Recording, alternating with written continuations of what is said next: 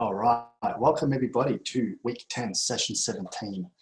Today we're going to continue on with our learning of renal physiology. We're going to talk a little bit about filtration pressures and a little bit about the way that our kidneys regulate the amount of filtrate, that is the amount of fluid that's moving into the tubules and therefore the amount of urine we produce. So there are a number of mechanisms by which our kidneys do this, and we're going to explore those today. All right, so what we're going to do is we're going to, I've loaded this image in the last session. We've talked a little bit about the renal corpuscle, which includes the glomerulus and also the capsule, the Bowman's capsule, and we today are going to talk a little bit about the pressures and the forces that exert themselves across the pores or the fenestrations, and also the podocytes, the cells that regulate what can get through the glomerulus.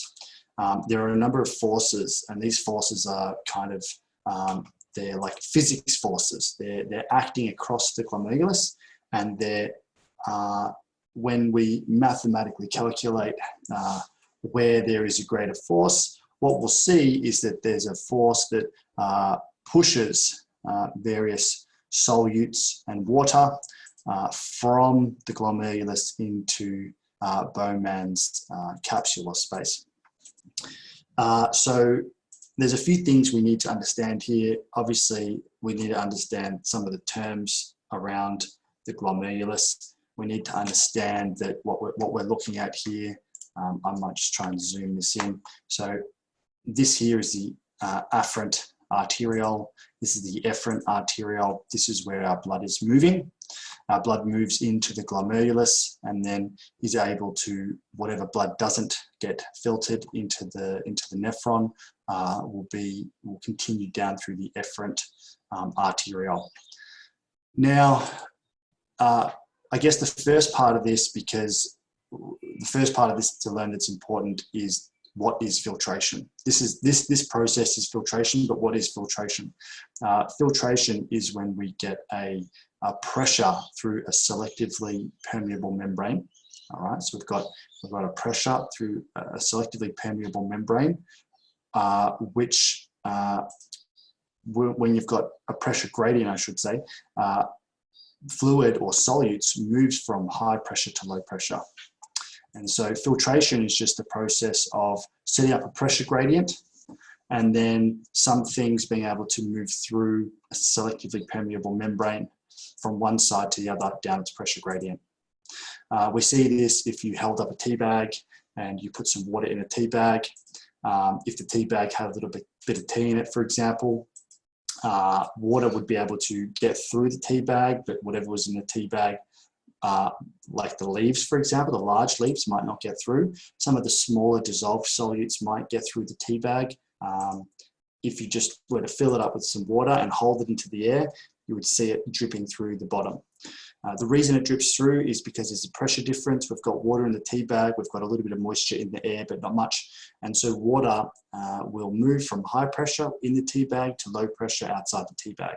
And that's why the water will slowly drip out of the tea bag.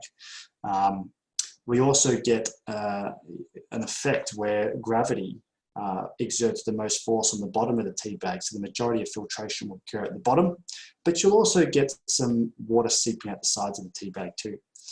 And so this process of filtration where we're doing moving solutes from solution from high pressure to low pressure through a selectively permeable membrane is very relevant when we're talking about this process of how our kidneys function. So today what we're going to do is we're going to talk about the forces that are acting to give us some numerical value attributed to what's called as glomerular filtration rate. So it's how much fluid do we filter into our nephrons overall, and what contrasting forces are there. So that's kind of what this image is going to describe today. All right, so we'll start going through them. I have described some of these structures already, so we know what they are. There are a few cells here. These cells have got these little microvilli which help aid with absorption. This is the proximal convoluted tubule, and this is showing that there's net flow going through and into the tubule. So as I always do, I've loaded up a textbook for you guys here, and it's kind of labeled some of these structures, and it's going to talk about some of these forces. So the first force that we have is the amount of force generated by the blood coming through the afferent arteriole. This is called the glomerular blood hydrostatic pressure. So hydrostatic pressure is kind of like the amount of pressure due to gravity, and also influenced by the amount of, or the rate of flow, which is obviously influenced by resistance. So what we have here is something called hydrostatic pressure. Another example of hydrostatic pressure would be, say for example, you were to be standing up for a long period of time. The amount of the weight of blood down in the blood vessels of your feet have a higher hydrostatic pressure, and that's because gravity and all the weight of all the blood is pushing down towards your feet. What that means is when we look at conditions like edema, we tend to see edema occurring in the ankles, and it's related to hydrostatic pressure, kind of the force of gravity, and also relates to resistance as well. So hydrostatic pressure, it's an important force to understand when we're talking about capillaries. We talk about it a lot when we're talking about capillaries, and we're talking about fluid dynamics. And hydrostatic pressure comes in through the afferent arteriole at a pressure of around 55 millimeters of mercury. If this arteriole was constricted or dilated, this pressure can change. So if it was dilated, the pressure could be higher, or it depends. It could also be, you could argue it could be lower because there's a greater space. Anyway, so we've got a hydrostatic pressure, we'll just say on average of about 55 coming in through our afferent arteriole. And we also have a hydrostatic pressure within our capsular space. So actually within our Bowman's capsule, our capsular space. So what's going to happen is the hydrostatic pressure from here, the amount of blood due to the force of gravity, is going to try and push from where there's high pressure to where there's lower pressure. And there just so happens to be higher pressure in this afferent arteriole. So the majority of blood is going to want to, or the majority of filtration is going to want to occur in the direction from the afferent arteriole or from the glomerulus into the Bowman's or capsular space. And that's because the capsular space, it also has hydrostatic pressure, of course. Everywhere in your body, there's different hydrostatic pressures because it's fluid present.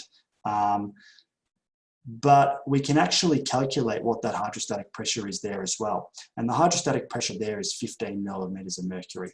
So you can see that on average, if there's 15 millimeters of mercury of pressure within the capsular space, it's going to be pushing into the glomerulus. But because the hydrostatic pressure is higher in the fluids of the glomerulus, the net overall pressure is going to actually push fluids and solutes and cause filtration in the direction of the glomerulus into the capsular space. So if we subtract those numbers from each other, what we end up is with about 40 millimeters of mercury of net flow into the capsular space. Okay, so it's kind of about using maths to understand where the net flow would be. If the glomerular blood hydrostatic pressure was really low, so say for example there was we got some constriction of this afferent arteriole. Through constriction of the arteriole, the pressure would drop because we'd have increased resistance, and that would cause less glomerular blood hydrostatic pressure. which would mean that we would get less filtration into the capsular space because the capsular hydrostatic pressure would be pushing now against that less, and overall the net driving in would be less. So, you know, really this glomerular blood hydrostatic pressure, a lot of the way that we regulate how much goes into our nephrons, and therefore how much urine we produce, is determined by this value, this glomerular blood hydrostatic pressure, which is determined by our ability to dilate and constrict blood vessels. Yeah, so we're gonna talk about that, and we'll talk about that in terms of the way that the nephron itself regulates the constriction of this blood vessel here. We're also going to talk about the way that our brain regulates the constriction of this blood vessel, and then we're going to also talk about the way hormones can impact this blood vessel as well. So through constricting it, there's less blood flow to the glomerulus, and therefore we produce less urine. So the idea is that the more blood flow we send to the kidneys, the more urine we're going to produce. All right, so we've got 55 millimeters of mercury. This is our glomerular blood hydrostatic pressure pushing in. We've also got a hydrostatic pressure pushing the opposite way as well, of course, because there is some pressure here too, but it's just not as high. So the net flow is going to be in the capsular space. We've also got the presence of proteins. So proteins in fluids, we call these colloids, and the protein creates its own osmotic pressure. So remember, if you have a selectively permeable membrane, there's water here and there's water here and there's proteins over here. Water wants to move through osmosis from this high water concentration to where there's low water concentration. So the net movement of water will be from high water concentration to low water concentration. And so that there will create a hydrostatic pressure that will drive the movement of water. So think about this for a moment. We've got proteins in the bloodstream that are coming through, and the majority of proteins will not enter the capsular space. They're just going to go through the glomerulus and then, move into the like through these blood vessels and then out of the efferent arteriole again. They're not going to end up in the tubule, the majority of them. And so what's going to happen is there's going to be a driving gradient for the or osmotic force that's going to make water want to move from the capsular space into the glomerulus. And so what's going to happen is we're going to get an additional factor that's going to be trying to push against this glomerular blood hydrostatic pressure. And that's called the blood colloid osmotic pressure. What this means is we've got two forces that are acting to move fluid from the capsular space back into the glomerulus and out of the efferent arteriole. And we've got one big force called hydrostatic pressure, which is trying to push it the opposite way. Now, if we therefore add these together, our capsular hydrostatic pressure, which is pushing inwards, and our blood colloid osmotic pressure, which is also pushing inwards, our total is about 45 millimeters of mercury pushing in. But we've got 55 worth of pressure pushing out. So remember, net flow is going to go from high pressure to low pressure. So the process of filtration occurs from the glomerulus. We still get a net filtration pressure of 10 when we minus, this plus this is 45, 45 versus 55. Overall, we've still got 10 millimeters of mercury of pressure, which is pushing out into the capsular space. So overall, we still get movement into the capsular space. However, if this blood vessel constricts a lot, this hydrostatic pressure will reduce. And so what will happen is we will get a situation where we might get no net flow of solutes and water across the glomerulus.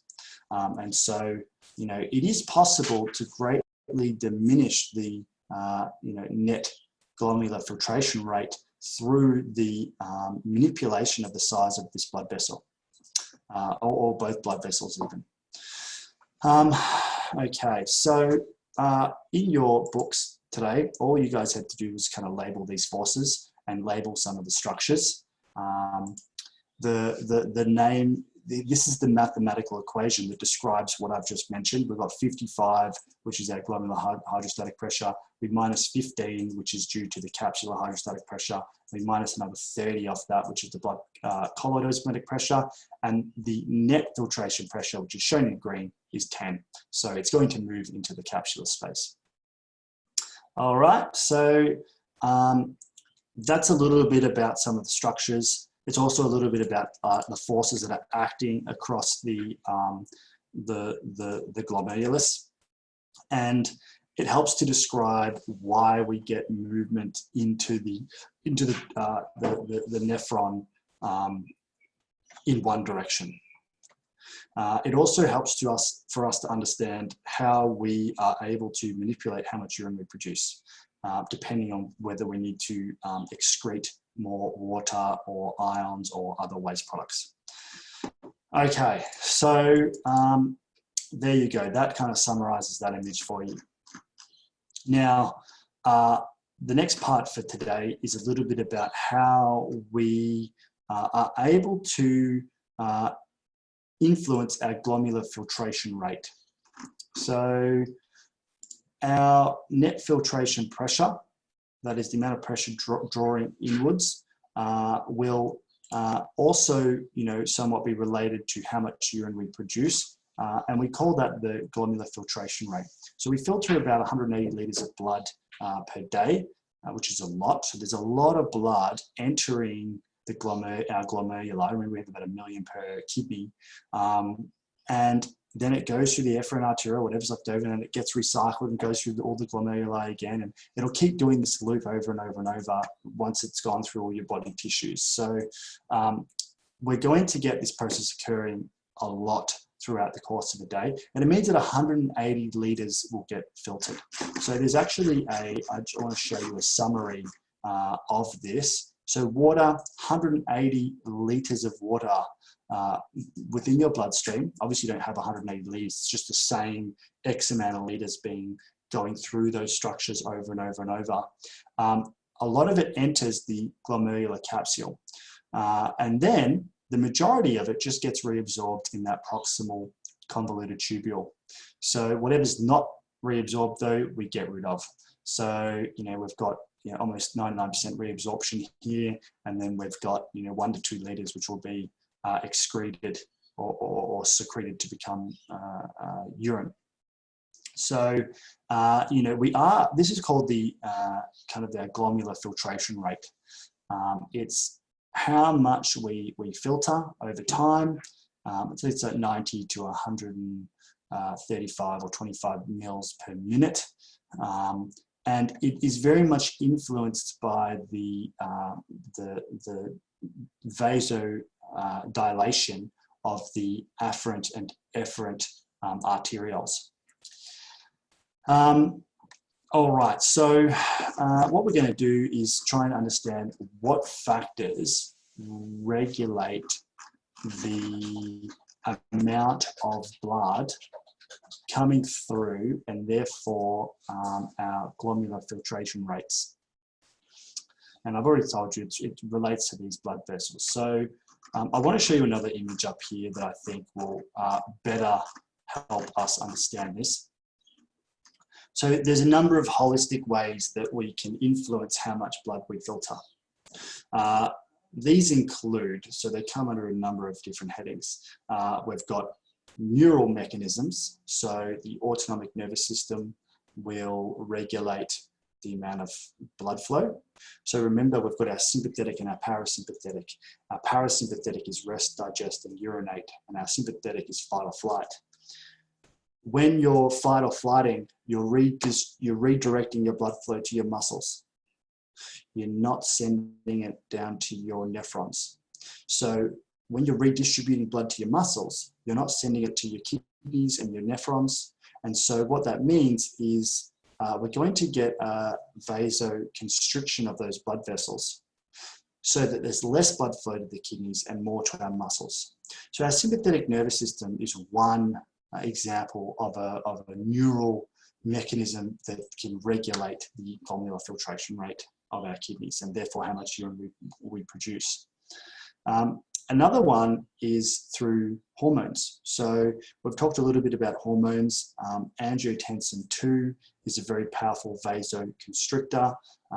It's released in response to dehydration because you don't want to be sending blood down to the kidneys to be filtered as much when you're dehydrated, because you don't want to lose further water as urine. You don't want to lose more water in the form of urine. So angiotensin II is an example of a hormone that will act and that will cause vasoconstriction so that you reduce your glomerular filtration rate.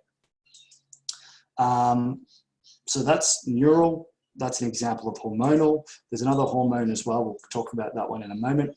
And then the last one is autoregulation. So the kidneys themselves are also able to, just through a feedback loop, alter the diameter of this afferent arteriole, depending on whether there is a lot of fluid coming through, whether there's lots of stretch, or whether there's not much. So if there's a lot of stretch in the muscle here, that stretch will cause them to constrict. If there's already a lot of constriction, the muscle can relax and we get some dilation. So that's called autoregulation.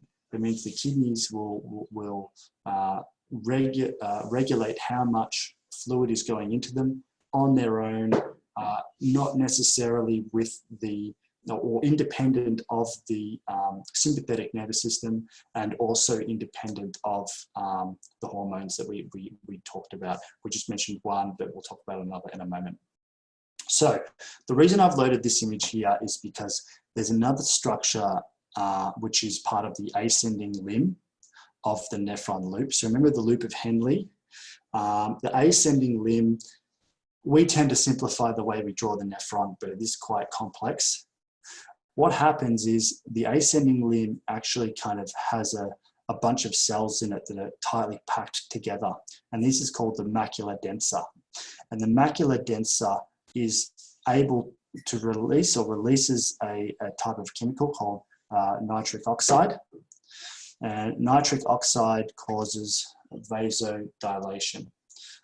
And this forms part of the autoregulatory process that we're going to talk about in just a moment. So I want you to keep in mind that there is a structure here called the macula densa, which is part of the ascending limb of the nephron loop, which is pressed up against the afferent arteriole. And there's a bunch of densely packed cells here. The image down here doesn't show it, okay? So this image here isn't showing that structure. So I want you to keep in mind that that's there, because it's going to form part of one of the ways in which we get autoregulation of the kidneys and the glomerular filtration rate. All right, so we're going to come down a little bit and talk more about this glomerular filtration rate. There's obviously, this is part of it. We'll talk about this in just a moment. Okay, so the first one I mentioned, this is how we regulate glomerular filtration rate. The first one is called this is part of autoregulation, how the kidneys do it themselves. One of them is called myogenic regulation. And what that is when the smooth muscle fibers become more stretched in the afferent arteriole walls, what they do is they respond to the stretch by contracting. When they contract, they narrow. And the idea is to, oppose the original stretch. The opposite can be said if it's the opposite way. So if instead of them being stretched rather than contracting, if they're not stretched, they can dilate to some degree. So you've got to think about, we've got this thing called muscle tone where your muscle fibers are always being stimulated to some degree. It's the reason why your face doesn't just start to droop. You've always got some muscle fibers that are engaged. You've always got some firing. So you can always increase or you can always decrease the amount of firing. You can always change the tone of that muscle.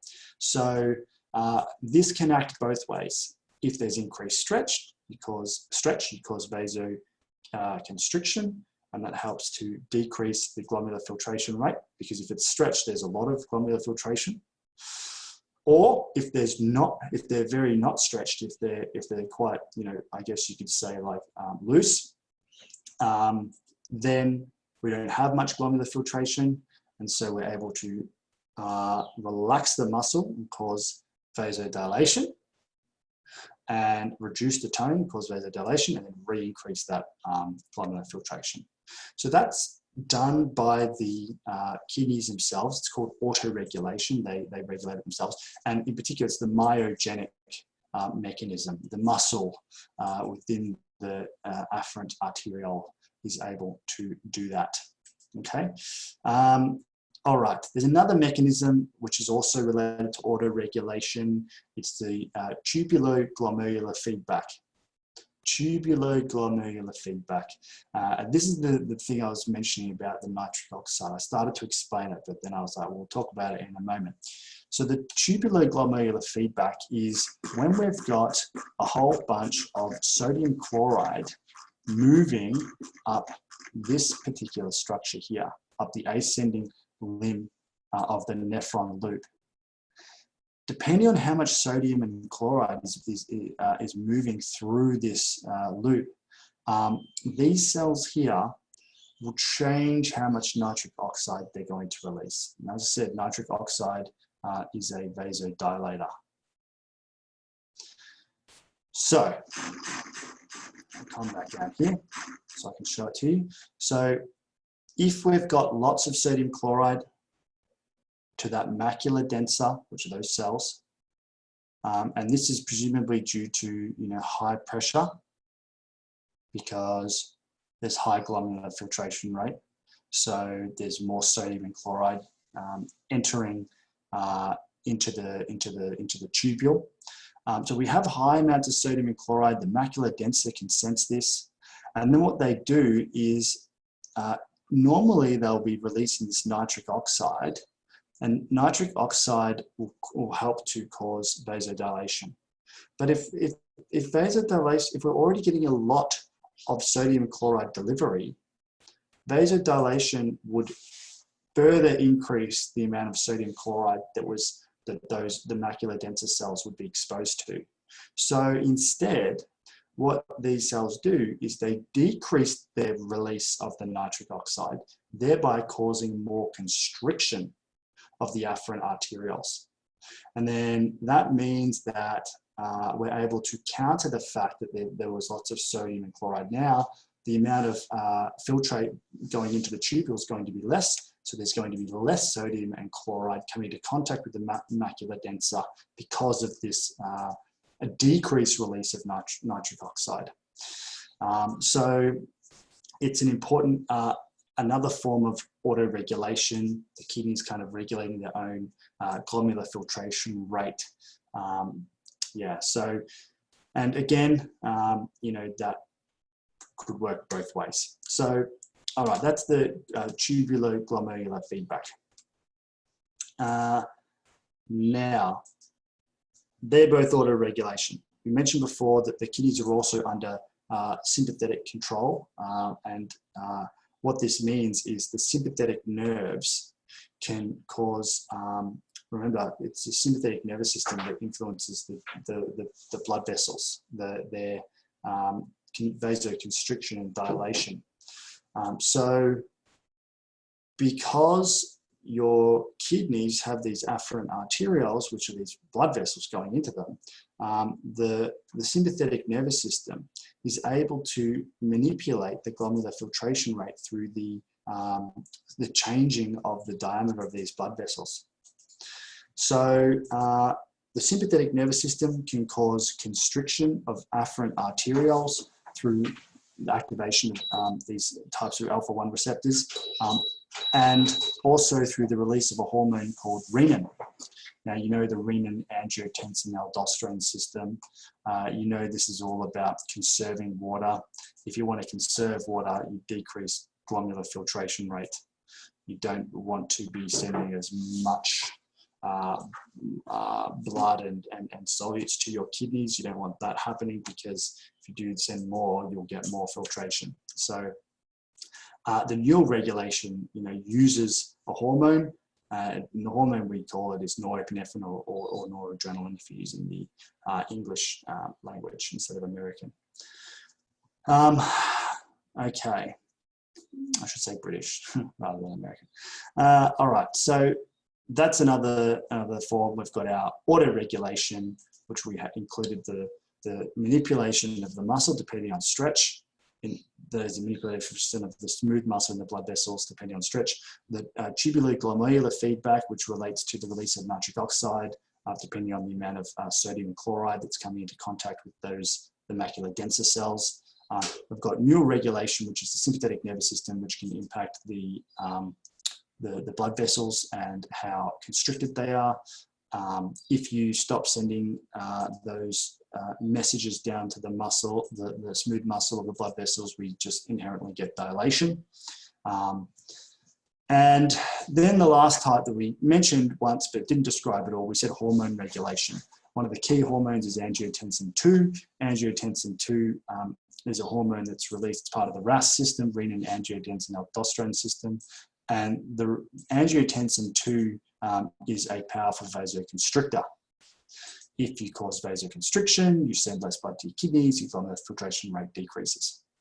So that's what happens here. Decreased blood volume or blood pressure stimulates the production of angiotensin II. So maybe the person's dehydrated, or they've got, that's why they've got decreased blood volume, or maybe they've, lost a lot of blood from some injury, or they've got low blood pressure, again, probably related to, it could be various mechanisms. It could be related to the heart, or could be related to blood volume. And so what happens, they release the hormone angiotensin II. Angiotensin II constricts the afferent and efferent arterioles. So now we're getting actually constriction of both the blood vessel coming in and the blood vessel going out. And either way, it's still going to overall decrease the glomerular filtration rate. We'll get less hydrostatic pressure coming in because of that arterial constriction, or afferent and efferent constriction, and so we'll get the net filtration pressure will reduce. So yeah, angiotensin II, I mentioned that one before. The one I didn't mention was atrial natriuretic peptide. So this is a hormone that comes into play when your blood pressure is high.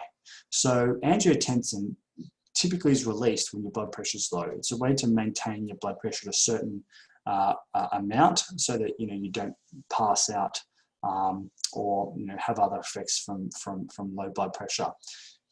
Atrial natriuretic peptide is a hormone that's released when your blood pressure is high, and it actually aims to inhibit the impacts of angiotensin. So it'll decrease thirst, it'll reduce the effects of aldosterone, and also antidiuretic hormone as well. So this hormone can actually inhibit a number of mechanisms which aim to increase your blood pressure. And it's a hormone, as the name suggests, released by the atria of the heart. So what happens is the atria of the heart, if they're stretching too much, obviously you've got too much blood, you've got high blood pressure or high blood volume. And so what happens is they stretch, and then in response to that stretch, they release this ANP, atrial natriuretic peptide. This then goes down and causes relaxation of some cells, and that increases capillary surface area available for filtration. And so the effect on glomerular filtration rate increases. So I'm going to show you this because we didn't talk about this yet, and I haven't talked about the mesangial cells before. But this peptide, just so you know, I'll say it again, it aims to, it's released in response to high pressure, and its aim is to reduce pressure. So what it does is it causes relaxation of mesangial cells. These are the mesangial cells in here.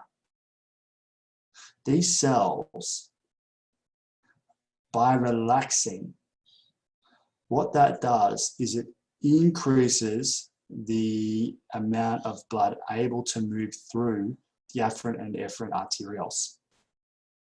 Therefore, increase the amount of filtration we get, and therefore increase the amount of urine we produce in an aim to reduce the pressure, our blood pressure.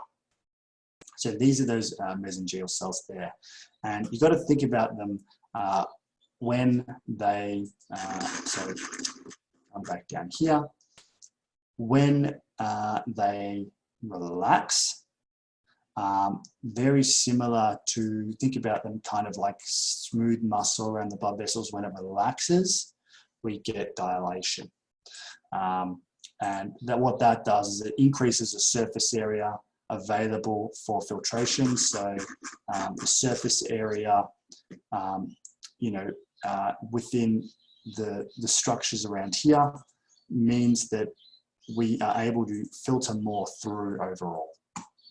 All right, and that's the last mechanism, and it relates to hormones. So overall, that will increase the amount of filtration. All right, so this one here really does oppose angiotensin II, and it does oppose a few other mechanisms like antidiuretic hormone and the desire for thirst. Okay, so there you go, guys. That's our glomerular filtration rate. Just to summarize things again, we've got a number of forces that are acting across the glomerulus. The force that's pushing into the capsular space is called glomerular blood hydrostatic pressure. It's about 55. We've got two forces pushing back against that. We've got the hydrostatic pressure pushing the opposite way, and we've also got some proteins present within the blood, which try and draw water in as well. That's called blood colloid osmotic pressure. And so these two together are about 45, but 45 is not higher than 55. So what will be filtered is in the direction of the glomerulus into the capsular space at about 10. We call that the net filtration pressure.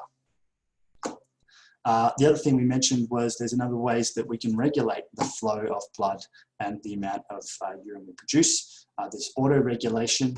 Autoregulation is determined by the amount of sodium and chloride, which influences the release of nitric oxide, which influences the release, the diameter of the blood vessels.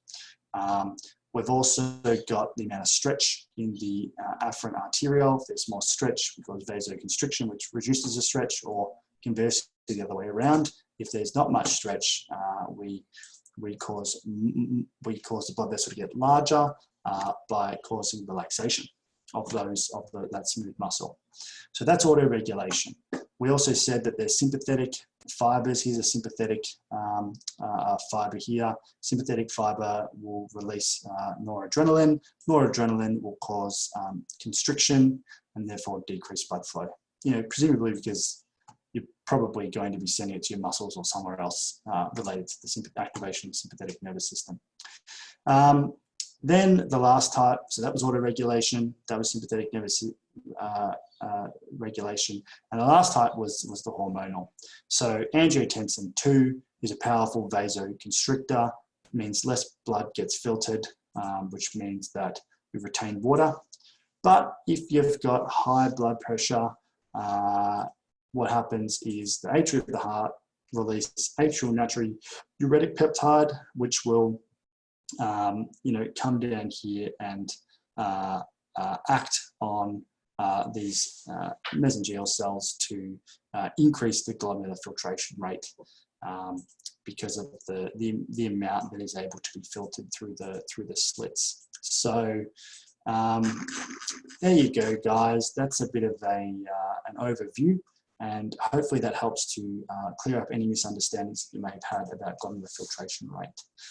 But very relevant, particularly when we talk about cardiovascular disease and the impact and the synergies between the urinary system and the cardiovascular system, and their capacity to balance blood volumes and blood pressure, and also the capacity for them to get rid of wastes when necessary. So it's a really interesting relationship they have. It's a very close relationship, and often we see, if we get some kind of pathological conditions, sometimes the effects spill over onto these other systems. Like from the cardiovascular system, we might start seeing impacts on the renal system as well. So really interesting topic to be discussing. All right, guys, that summarizes today, and I will catch you again on Thursday. All right, thanks for coming, and I will see you then.